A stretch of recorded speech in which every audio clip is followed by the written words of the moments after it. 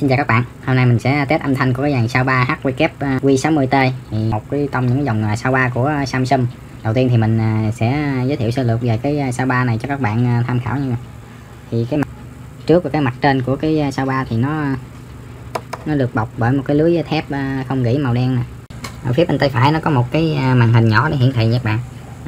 Nó khi mình bật lên thì nó sẽ hiển thị lên cái màn hình này. Khi mình chỉnh âm lượng hay là cài đặt chế độ thì cái màn hình này nó sáng lên nè. Khi mà mình đang trong chế độ nghe nhạc thì nó sáng tầm đâu khoảng 5-10 giây thì nó tự tắt để nó tiết kiệm điện nha các bạn. Thì ở giữa là nó có 4 cái nút bấm nào. Nút đầu tiên là cái nút mở nguồn nè, nút tăng giảm âm lượng. Cái nút này là cái nút vào cho ngõ vào âm thanh nè. Ở sau lưng của nó có một số cái ngõ vào, chút xíu mình sẽ giới thiệu cho các bạn coi. Cạnh bên đây là có cái logo của Samsung nè. Thì cái soundbar này thì ở trong một cái thanh soundbar dài này khoảng chừng tầm 1 mét đó, thì ở trong này nó có 8 cái driver nha các bạn. Ở hai bên đây sẽ có 2 cái lo nè. Ở giữa có 2 cái lo trung tâm. Ở bên tay phải thì nó cũng có 2 cái lo ở trong đây nè. Bên đây cũng có 2 cái lo trong đây. Ở mặt trên của nó thì có 2 cái lo ở hai bên.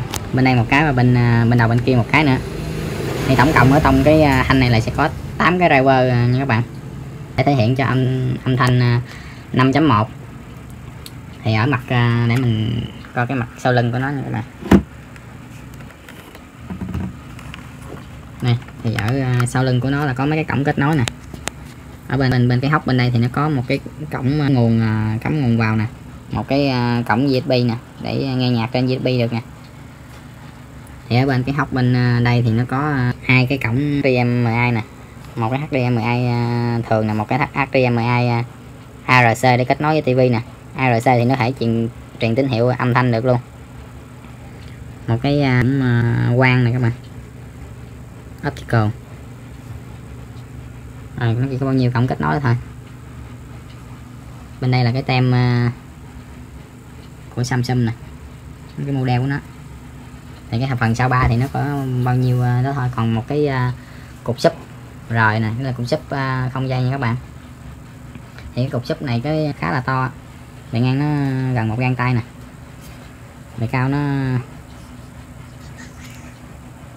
hơn 1,5 gang luôn, hơn 1,5 gang nha các bạn. Cái bề sâu của nó cũng cỡ 1,5 gang à. Ở bên đây là mặt bên của nó là có cái driver của cái lo sub nè. Cái sub này là cái sub không dây, không cần kết nối với cái soundbar, nó tự nó kết nối với soundbar bằng công nghệ truyền bằng wifi nha các bạn. Thì mặt lưng của nó chỉ có một cái jack cắm nguồn và một cái nút để reset. Khi mà nó mất kết nối với soundbar mình bấm vô nút reset này để nó kết nối lại. 2 cái đèn báo tín hiệu nè, khi mà kết nối thành công thì nó sáng màu xanh, còn khi nào nó bị lỗi hay là bị mất kết nối thì nó sẽ sáng cái đèn màu đỏ lên.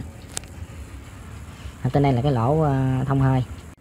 Ok, và bây giờ mình sẽ mở nhạc cho các bạn nghe thử xem nha.